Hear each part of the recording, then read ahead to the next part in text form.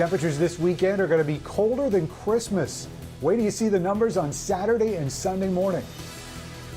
Governor Whitmer gets sued not once, but twice this week. Tonight, it's by the Michigan legislature. They say she's overstepping her authority. So what does all this mean for our stay home, stay safe order? Live from downtown Detroit, home of WDIV and Click on Detroit, Local 4 News at 11 starts now. Heartbreak in Inkster. A 3-year-old boy found stabbed to death. Tonight, the little boy's mother is in police custody. Off the top tonight at 11, the boy's body discovered inside the Inkster home late this afternoon, and at the time, his mother was missing. She was later taken into custody around 6 p.m. and is now being questioned about her son's death. Jason Colthorpe is live at the scene. Jason, it was family members who actually first called police. That's right, Kim. And this scene, by the way, going on 8 hours now, police out here on Lehigh. But when family members couldn't get a hold of little Zion Mohammed's mother for days, they finally came by here, the house on Lehigh.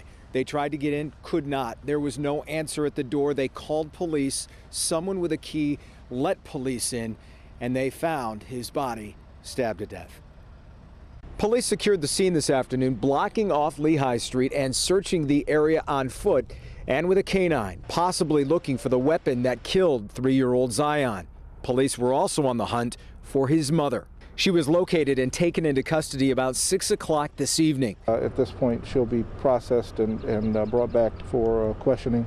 We'll continue the investigation and see where that leads us to find out exactly what occurred at this address and how this 3-year-old ended up dead. Family members told me she hadn't been answering her phone for days. According to a police source, family told police Zion's mother battles mental illness, and it's so severe they feared something like this might happen. Just absolutely unbelievable and something that I don't wish on anybody to have to see. It's a terrible thing to have to deal with. Police did not comment on if there had been any previous incidents at the home or who else even lived there, but they do tell me they are not looking for anyone else. What they do know is this violent death of a toddler has shaken this community. For a small community like Inkster, it's certainly jarring and not commonplace here. So this is certainly something that has got neighbors and everyone else pretty upset.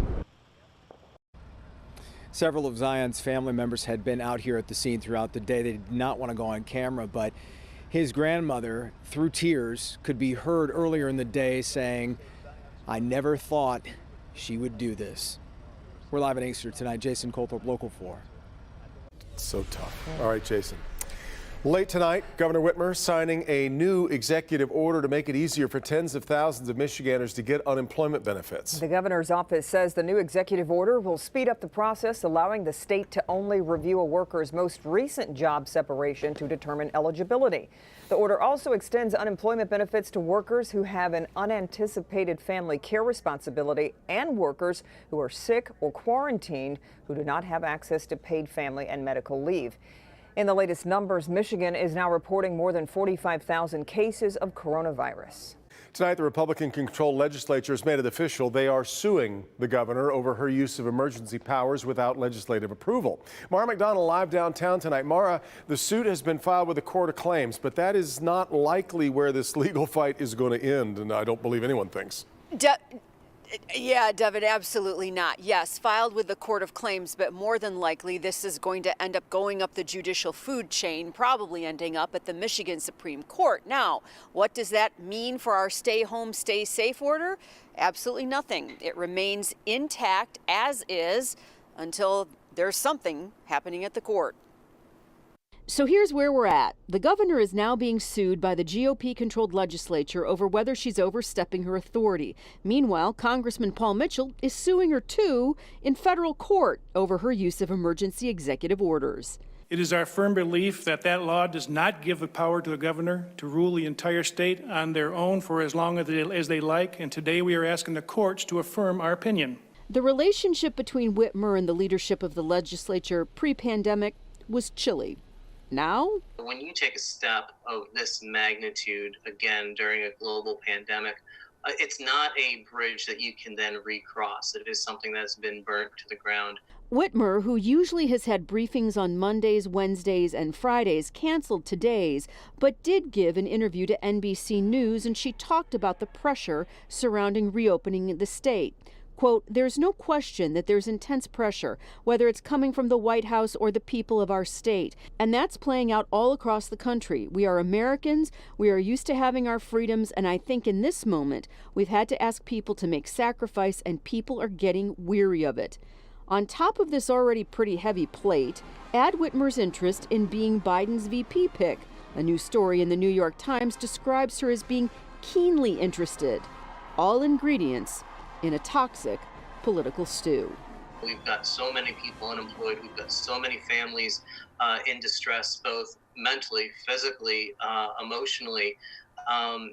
It's just a shame that our state government can't put differences aside during this period to come together and help the citizens of the state. Back here live, and what's it going to be like moving forward? I'm not just talking about pandemic-related stuff. Well, this is pandemic-related, but, this state is facing a massive budget shortfall because of this. $2 billion, $2.6 billion, anywhere in that area. How does a governor and a legislature, essentially at loggerheads, negotiate to figure out where to cut? We're live downtown tonight. I'm Mara McDonald. Back to you. Well, that's a great question right now. I know this has just been filed, obviously. Do we have a hearing yet for the legislature's lawsuit?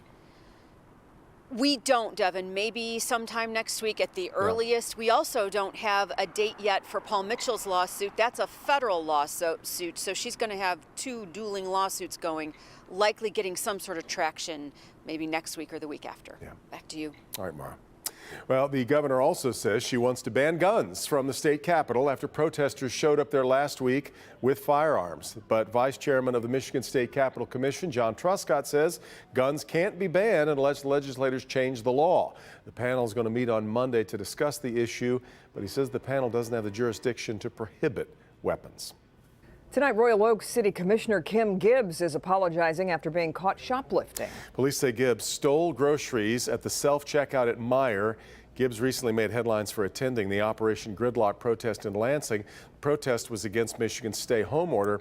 Royal Oaks City commissioners later censured Gibbs for attending the protest. Well, Gibbs releasing a statement on what's happened now, saying the pandemic has impacted her financially. Her statement reads in part, "I obviously was not thinking clearly, and I take full responsibility for my actions. Recently, I had to choose between insulin and food, and I chose the insulin, which helps me stay alive. However, that left extraordinarily little money for food after paying for medical insurance and insulin." We've put her entire statement at clickondetroit.com. In a swift reversal, President Trump now says he's not pulling the plug on the coronavirus task force, noting it's quote unquote too popular. I thought we could wind it down sooner, but I had no idea how popular the task force is until actually yesterday. When I started talking about winding it down, I'd get calls from very respected people saying, I think it would be better to keep it going. The president later tweeting the task force will continue on indefinitely with its focus on safety and opening up our country again.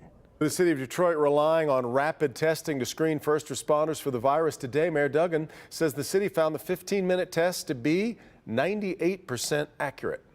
So we are bringing city employees back in most part by the 15-minute testing on the Abbott test. And everybody in my office is back on the job as a result of that test. I have confidence in it.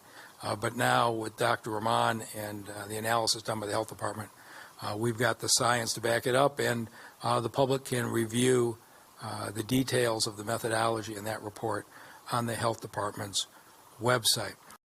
There are 9,562 cases in the city of Detroit. More than 1,000 Detroiters have been killed by the virus. Mayor Mike Duggan also announcing the field hospital inside the TCF Center in downtown Detroit has just one patient. Operations there will soon be paused with a possibility of starting up again if needed. Over in Novi, the Suburban Collection Showplace Field Hospital there is caring for 5 patients, with 8 people total being admitted since opening last month. For now, the field hospital will continue accepting new patients. Okay, Plenty of sunshine today. Let's go ahead and check in with Ben. We'll take more days like this one, Ben, but you've been talking about some record cold. Do I need to cover up my plants? My goodness. Yeah, I think so. Multiple days, Kim. But before then, we will get some more sunshine tomorrow. At least a lot of us will. So that's sort of easing into that. Let's take a look at where that cold air is hanging out right now. And if you look up to the north, some of these numbers look ridiculous. But 16 in RV8 right now, 43 up in Yellowknife. By the way, we're at 49 down there in Detroit. Look at Whitehorse, Alaska. It's actually warmer up there than it is in Detroit right now. But that cold air in Canada is heading here. I don't think we're going to go to the teens, but 20s are definitely a reality. And there are the records. Saturday, it's 30, set back in 83. That's the one in jeopardy. Sunday, I think we'll stay just north of that. And Monday, we'll start warming up. So I don't think that we're going to be breaking that record either.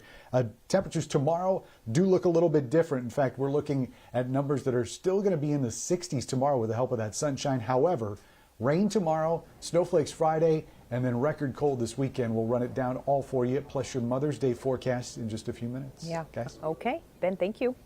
Still ahead, some say we could have a vaccine in September, while others say early next year. Well, we'll bring Dr. Frank McGeorge in with a bit of a reality check and why it could take longer than many are saying.